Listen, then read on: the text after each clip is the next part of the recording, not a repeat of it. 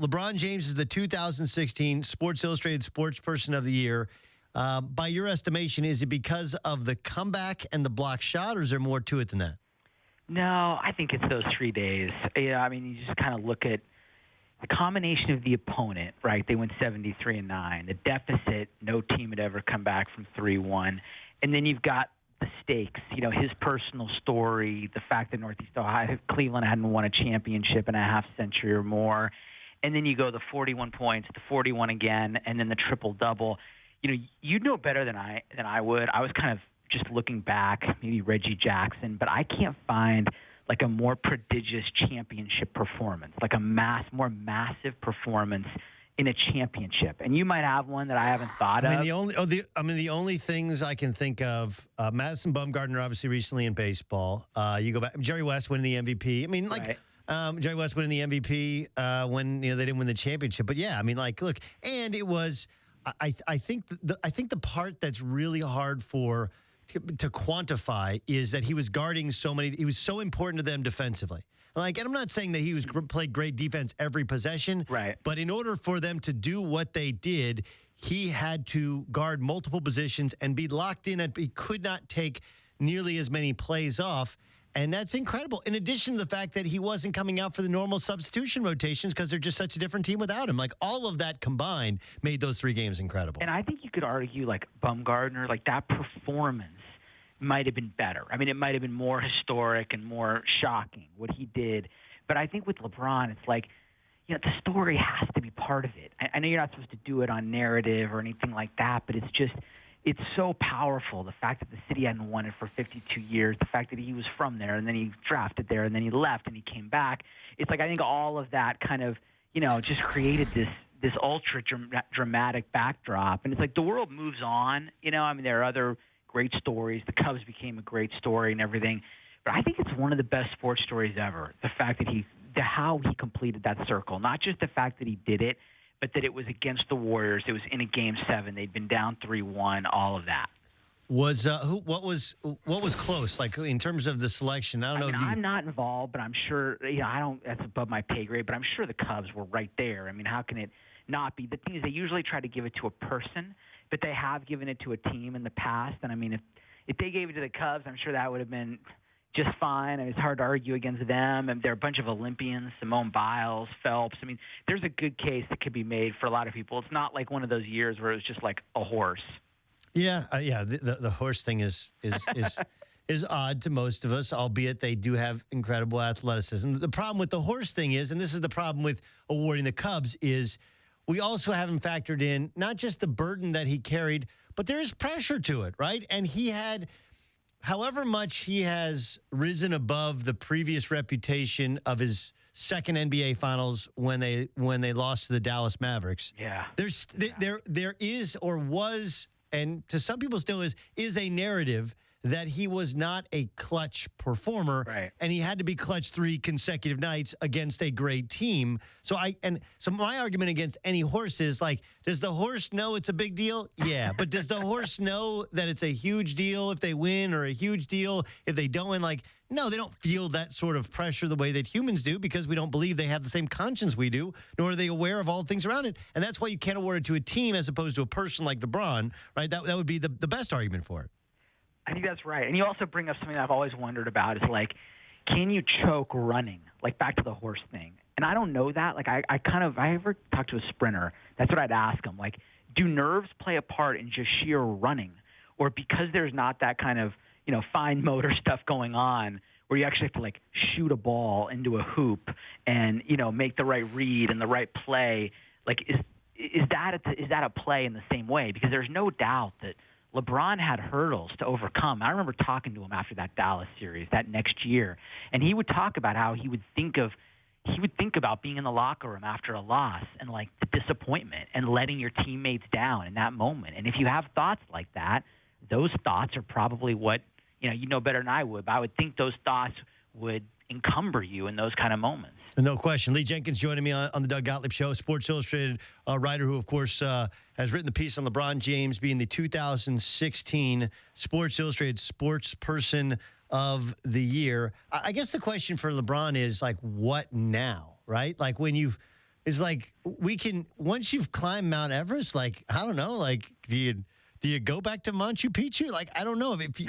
right. If it feels like I guess maybe it's because the Warriors formed the even more super team that it does create a new mountain to climb. But I wonder, had the Warriors not gone out and gotten Kevin Durant, if there would have necessarily been the same motivation when he already accomplished the goal of coming back to Northeast Ohio.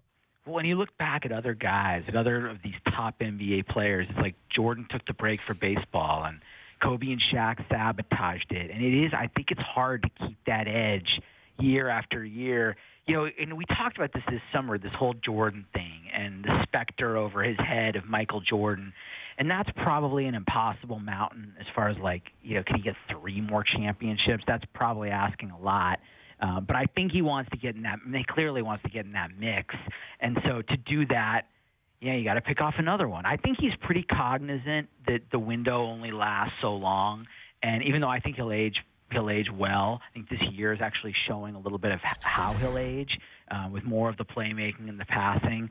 But I feel like that there is still a rush. I mean, there's still a rush to try to pick off another couple championships. It's a great point you make, right? It's that his style, it's like Kobe's style, and like, look, Kobe was great for probably longer than we ever thought he could be great, but that style does not wear well, right? It's, No. It doesn't, because if you've always been the alpha as a scorer, at some point that just you can't play second fiddle or third fiddle, as opposed to LeBron, who, like, scoring has been something he's done, but not somebody who he truly is, That's right? right. That's And well so, if anything, I do think the adjustment to maybe not being the alpha or even being the second biggest scorer is not as big a hurdle for him as it has been for so many other supers, Michael Jordan included. Like, remember when he went to the Wizards, and granted, there were other reasons that he played, but Michael Jordan, in addition to the injuries, had he simply been able to be more of a facilitator than a scorer, then he probably could have played coming back longer than he actually did.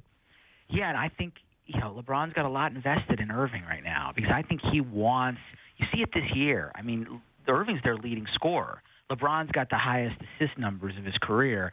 I think that's sort of, if he's envisioning this next chapter, I think it probably looks more like that. You know, maybe more playing out of the post, passing out of the post, sort of a point forward type who's kind of catching the ball in deep and picking out shooters. I mean, I think this year's Cavs team is kind of revealing of, you know, what we could be looking at moving forward. And he's going to need a guy who could take that scoring burden off him. And I agree. I don't think it's crucial to his identity that he leads a team in scoring. I mean, I could see him even 4 or 5 years down the road being like a third kind of guy and playing out of the post a lot, using his size, his passing ability, and still being able to be effective. Lee Jenkins joining us from Sports Illustrated. How much do you think the social activism played a part? Because these guys, you know, they dipped their toe in it, I think, with the I Can't Breathe shirts. Yeah. Then they dipped their toe back in, kind of put their whole foot in the water, although there wasn't really any platform or anything said that could be even mildly taken as offensive to anybody when they're at the ESPYs. They just want to make some sort of statement of solidarity. And then, of course, he made the appearance on Hillary Clinton's behalf shortly before the election. How much of this, I think, shaped the legacy, not just all told, but specifically of this year of this award? I don't think it had much to do with it. I think I don't think of him as very political. I don't think he's going to be a major activist. He's not going to be like Muhammad Ali. I think dipping the toe in the water is the right way to put it, but it's such a big toe that it does create some ripples and some waves sometimes. I think he feels this kind of kinship with Muhammad Ali, and so I think as a result, he's more likely maybe to speak about everything he's asked about. You know, one thing that's really interesting, Doug, when you're around him at these kind of, you know, these daily press briefings he does, he's asked questions about all sorts of topics. I mean, topics that are so far away from the floor, like stuff like NFL ratings. And he'll answer them. He'll pitch in an opinion on them. So he'll talk about pretty much anything, and when there's something that moves him, he'll address it. But I don't know that, you know, the world is going to be looking at him as somebody who's going to sort of, you know, take these large stands on issues. I think I think his cause is pretty clear, and that is sort of this program he's got to help underprivileged families and kids in Northeast Ohio. That's his sweet spot, I think he feels like. And the other stuff is more dipping the toe, as you said. I thought he overreacted with the Phil Jackson stuff. I really did. I'm like, look, you know this league and far better than I do. And like Phil's always been a little different, but he's never been. No one would ever claim Phil Jackson to be a racist. And so, if like my perspective is, if you took what he said as racially insensitive, that's fine. You're within your rights to do so. I would fight you to the end that like posse has never been a loaded term. But like, look, if I don't live in the NBA world. If it is, okay, fine. But the idea that he went from, hey, this is one of the great coaches of all time, to I have no respect for him over one with the use of one word to describe his friends, I felt like that was. It was hitting a sensitive spot in terms of how his friends are seen, more so than a sensitive spot in terms of racism. What was your take on how that all went down? Yeah, I didn't see it as a racially loaded term. It made me think about it a little bit more. I see it as an outdated term. When I hear posse, I think of kind of the 90s, like players in the 90s. I feel like that term used to be bandied about more. I think there was something condescending in the broader quote that they took exception to, and I'm with you. I had a hard time seeing racism in it, but I also don't like. I'm a 40-year-old white guy. I don't like telling somebody what he should or shouldn't feel is racially charged. If he felt like it was coded, it's tough for me to sit back and say that it wasn't. But I see your point as well. I think there was. This is a really sensitive subject for LeBron, because I think that he views the friends he surrounded himself with, who he's empowered to accomplish different things in their own right, I think he views as sort of his link to who he was. I think they ground him in a lot of ways. I think it just means a lot to him, that their success collectively and individually. And I think that the condescension of the overall quote probably bothered him more than anything else. The last thing is, you mentioned what he's doing with the scholarships, the Promise Network program. Yeah. It's always fascinating to me. Anytime I've ever talked to him or heard people who talk to him, and there's other players. I work with Charles Barkley, and so many of these players who they themselves left school early. Some went back for a degree, some did not. But even LeBron, who didn't go to college. Like, they really, really value education. Like, it's a fascinating thing. Like, I didn't need it, but now that I'm in this real world, I understand the value to it. There's a bit of a conflict. There's a bit of an irony to it. There's a bit of a, but it's really kind of fascinating to watch how much he truly does value it and want it for others when he didn't use the possibility of getting it when he had the opportunity. I think some of these guys, as they get older, they start to think about, well, what if I hadn't been gifted in this way? Yeah. What if I wasn't 6'8", 250 and could jump out of this gym? Like, what would have happened then? And I think he's reflective enough. I've talked to him about this before, to sort of think about his own body and his own athletic ability and the way he's clearly been just touched by God in the way only like a lottery Powerball winner would be, and think about all the people who aren't. And if they were in his situation, if he was in that situation when he was a kid, how in the world he would have got himself out of it. I don't. That's the only thing I don't get about some of the recent Nike ads is, and he said this, like, I'm not supposed to be here.